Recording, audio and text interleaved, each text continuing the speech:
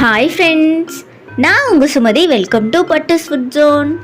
இன்றைக்கி நம்ம ஒரு கப் பாசிப்பருப்பை வச்சு மாவரைச்சி கஷ்டப்படாமல் குக்கரில் ரொம்பவே சிம்பிளாக முறுக்கு ரெசிபி எப்படி பண்ணுறதுன்னு பார்த்துடலாம். வீடியோக்குள்ளே போகிறதுக்கு முன்னாடி சேனலை சப்ஸ்கிரைப் பண்ணிவிட்டு வீடியோக்கு ஒரு லைக்கும் கொடுத்துருங்க. வாங்க வீடியோக்குள்ளே போகலாம்.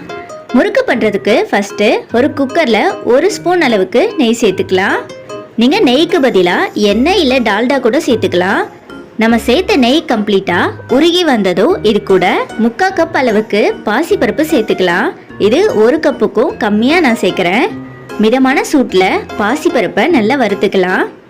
ஸ்டவ்வை மீடியம் ஃப்ளேம்லேயே வச்சுட்டு வறுத்துக்கோங்க. அப்போ தான் பாசிப்பருப்பு டக்குன்னு கலர் மாறாமல் நல்லா வறுந்து வரும்.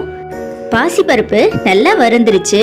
இது கூட 2.25 கப் அளவுக்கு தண்ணி சேர்த்துக்கலாம். பாசிப்பருப்பு நல்லா குழஞ்சி வெந்து வரணும். அதுக்காக நம்ம 2.25 கப் அளவுக்கு தண்ணி சேர்த்துக்கிறோம். இப்போ இதை நல்லா கலந்து விட்டுட்டு குக்கரை மூடி 4 விசில் விட்டு எடுத்துக்கலாம். பாசிப்பருப்பு நல்லா குழஞ்சி வெந்து வரணும். 4 விசில் விட்டால் கரெக்டாக இருக்கும். ப்ரெஷர் ஃபுல்லாக ரிலீஸ் ஆனதும் இதை ஓப்பன் பண்ணிடலாம். பாருங்கள், இது நல்லா குழஞ்சி வெந்து வந்திருக்கு. இப்படி இருந்தால் தான் முறுக்குக்கு கரெக்டாக இருக்கும். குக்கரில் சேர்த்துட்டு முறுக்கு செஞ்சால் முறுக்கு சீக்கிரமாக கெட்டு போய்டும்னு நினைக்காதீங்க. இது 2 மாதத்துக்கு நம்ம ஸ்டோர் பண்ணி சாப்பிடலாம். நம்ம வேக வச்ச பாசிப்பருப்பை மிக்ஸி ஜாருக்கு மாற்றிட்டு தண்ணி எதுவும் சேர்க்காம நல்ல ஒரு கெட்டியான ஃபைன் பேஸ்ட்டை அரைச்சி எடுத்துகிட்டு வந்துடலாம். பாருங்கள், இந்த அளவுக்கு இருக்கணும். நம்ம வேக வச்ச பாசிப்பருப்பை கம்ப்ளீட்டாக ஆறுனதுக்கப்புறமா மிக்ஸி ஜாருக்கு மாற்றிக்கலாம். இல்லைனா முறுக்கு எண்ணெயில் சேர்க்கும் போது பிரிஞ்சு வந்துடும். பாருங்கள், இந்த அளவுக்கு திக்கான பேஸ்ட்டாக இருக்கணும். இது கூட தண்ணி எதுவும் சேர்த்து அரைச்சிடாதீங்க. இப்போ இதை கொஞ்சம் அகலமான பிளேட் இல்லைனா பவுலுக்கு மாற்றிக்கலாம். நம்ம இன்னைக்கு 3/4 கப் பாசிப்பருப்பு எடுத்திருக்கோம். அதுக்கு 3.5 கப் அளவுக்கு அரிசி மாவு சேர்த்துக்கலாம். இது கடைகளில் வாங்கின பச்சரிசி மாவு.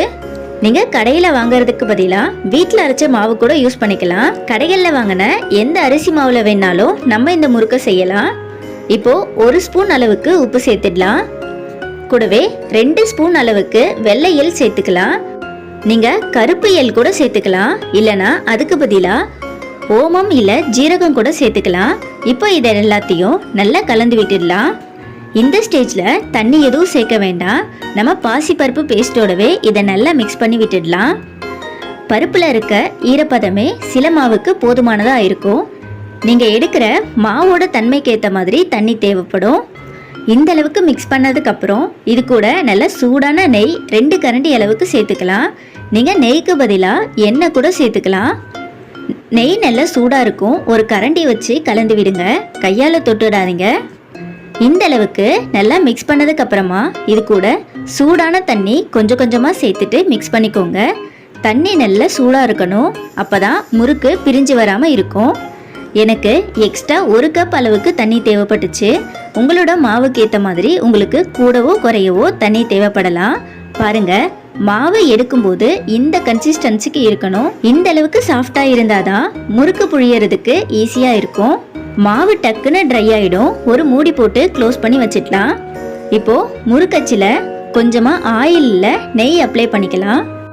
முறுக்கச்சோட எல்லா பாகங்கள்லையும் நம்ம எண்ணெய் அப்ளை பண்ணிக்கலாம். அப்போ தான் மாவு ஒட்டி வராமல் புழியறதுக்கு கரெக்டாக இருக்கும்.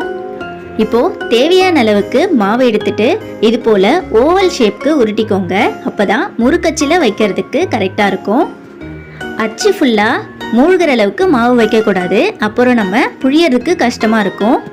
கொஞ்சம் கேப் விட்டே மாவு வச்சுக்கோங்க. அப்போ தான் இது போல் புழியறதுக்கு ஈஸியாக இருக்கும்.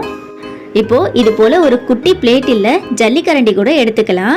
அதுக்கு மேலே லைட்டாக ஆயில் அப்ளை பண்ணிவிட்டு முறுக்கு புழிஞ்சிடலாம். அப்போ தான் எண்ணெயில் சேர்க்கும் போது ஒட்டி வராமல் இருக்கும்.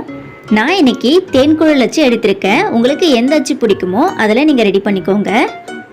நான் ஆல்ரெடி பொரிக்கிறதுக்கு தேவையான அளவுக்கு எண்ணெயை ஹீட் பண்ணி வச்சுருக்கேன். முறுக்கிலேருந்து கொஞ்சமாக போட்டு பாருங்கள்.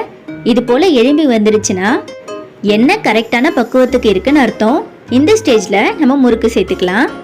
நீங்கள் பிகினர்ஸாக இருந்தால் இது போல் தட்டு வச்சு ட்ரை பண்ணாதீங்க. கொஞ்சம் நீட்டு பொடி போட்ட ஜல்லிக்கரண்டியில் இது போல் முறுக்கு சேர்த்துக்கோங்க. அப்போ ரொம்பவே ஈஸியாக வரும். பாருங்கள், இது உள்ளே சேர்க்கறதுக்கு ரொம்பவே ஈஸியாக இருக்கும். எண்ணெயும் மேலே தெரிக்காது. உங்கள் கடாயில் எத்தனை முறுக்கு பத்துதோ அந்தளவுக்கு முறுக்கு சேர்த்துக்கோங்க. ஸ்டவ்வை மீடியம் டு ஹை ஃப்ளேம்னு மாற்றி மாற்றி வச்சு முறுக்கை பொரிச்சிக்கலாம். ஒரு 2 நிமிஷத்துலேயே முறுக்கு ஒரு சைடு நல்லா வெந்துடும். திருப்பி போட்டுட்டு இன்னும் ஒரு 2 நிமிஷத்துக்கு இதை வேக விட்டுடலாம்.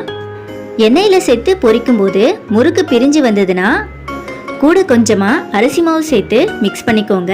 அப்போது முறுக்கு பிரியாமல் நல்லா கெட்டியாக வரும். 2 சைடும் நல்லா கோல்டன் கலர் வந்ததும் நம்ம இதை வெளியே எடுத்துடலாம். அப்படியே எடுத்து வேறு பிளேட்டுக்கு மாற்றிடாதீங்க. ஒரு நியூஸ் பேப்பர் இல்லை காட்டன் கிளாத்துக்கு மாற்றிடுங்க. அப்போ தான் எண்ணெய் ஃபுல்லாக உறிஞ்சி வரும். இதே போல் மீதி இருக்க எல்லா மாவுலையும் நம்ம முறுக்கு ரெடி பண்ணி எடுத்துக்கலாம். பாருங்க, மாவு அரைச்சி கஷ்டப்படாம பாசிப்பருப்பு முறுக்க வீட்லயே சூப்பரா ரெடி பண்ணியாச்சு. இதே போல நான் சொன்ன அளவுகளோட நீங்களும் ட்ரை பண்ணி பார்த்துட்டு எப்படி வந்திருக்குன்னு கமெண்ட்ல சொல்லுங்க. வீடியோ பிடிச்சிருந்தா லைக் பண்ணிட்டு உங்க ஃப்ரெண்ட்ஸ் அண்ட் ஃபேமிலிக்கும் இந்த வீடியோ ஷேர் பண்ணி விடுங்க. மறக்காம சேனலை சப்ஸ்கிரைபும் பண்ணிக்கோங்க. பாய்.